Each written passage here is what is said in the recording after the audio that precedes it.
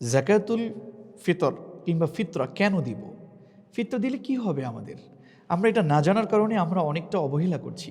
অথচ প্রত্যেকেরই এই আমলটি করা উচিত, ফিতরা দেওয়া উচিত। আমরা চিন্তা করছি কেন ফিতরা দিব? আসলে রাসূল আকরাম সাল্লাল্লাহু আলাইহি ওয়া আলিহি ওয়াসাল্লাম তার ভাষায় তিনি এটাকে ফরজ করেছেন।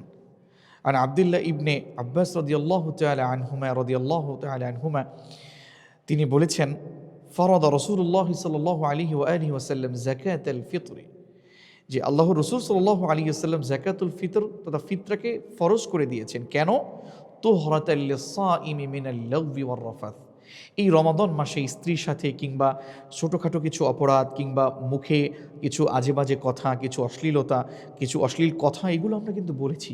এই ছোট ছোট অপরাধ থেকে পবিত্রতা অর্জন করবার জন্যে রাসূল আকরাম সাল্লাল্লাহু আলাইহি ওয়া আলিহি ওয়াসাল্লাম আমাদের জন্য ফিতরাকে ফরজ করে দিয়েছেন। শুধু তাই নয়, ওয়া তু'মাতাল লিল মাসাকিন, যারা মিসকিন, সম্বলহীন, কষ্টে আছে, গরিব, এই লোকদের কিছু খাবারের জন্যেও আল্লাহ রসুল সাল্লাল্লাহু আলাইহি ওয়া আলিহি ওয়াসাল্লাম ফিতরার ব্যবস্থা করেছেন। তো ফিতরা কতটুকুন দেবেন, কত টাকা দিবেন, এই বিষয়ে কিন্তু আমরা বুঝিও না। আমরা চিন্তা করি সর্বনিম্ন ফিতরা কতটুকুন, আমরা সেই সর্বনিম্ন ফিতরাকে দেবার চেষ্টা করি। 110 টাকা আমরা দিয়ে দিচ্ছি। অথচ এটাই কি আমাদের জন্য সহায় কিনা, বা আরেকটু সুন্দর হলে হয় কিনা, আরেকটু বেশি হলে হয় কিনা? মধ্যম পন্থা অবলম্বনে খেজুরের পরিমাপে 3 কেজি 300 গ্রামের পরিমাপে আমাদের ফিতরা দেওয়া উচিত।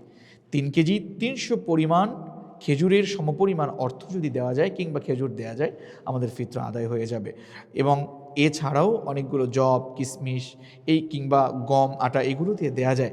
কিন্তু আমরা মধ্যম পন্থা অবলম্বনে খেজুর দিয়ে দেওয়ার চেষ্টা করবো ইনশাআল্লাহ। তাহলে ফিতরা দিলে আমাদের ছোট ছোট অপরাধ, কিছু বাজে কথা, অশ্লীলতা, স্ত্রীদের সাথে দুষ্টমি করা, এই টাইপের যত গুনাহ আছে কিংবা কষ্ট আমাদের গুনাহ হয়ে গেছে, এইগুলো থেকে আমরা বেঁচে যেতে পারবো। এবং গরিবদের জন্য আল্লাহ সুবহানাহু ওয়া তাআলার পক্ষ থেকে, রসুলের পক্ষ থেকে কিছু খাবারের ব্যবস্থা হয়ে যাবে। আল্লাহ সুবহানাহু ওয়া তাআলা আমাদের বেশি বেশি আমল করবার তৌফিক এনায়েত করুন, আমিন। আসসালামু আলাইকুম ওয়া রাহমাতুল্লাহি ওয়া বারাকাতুহু।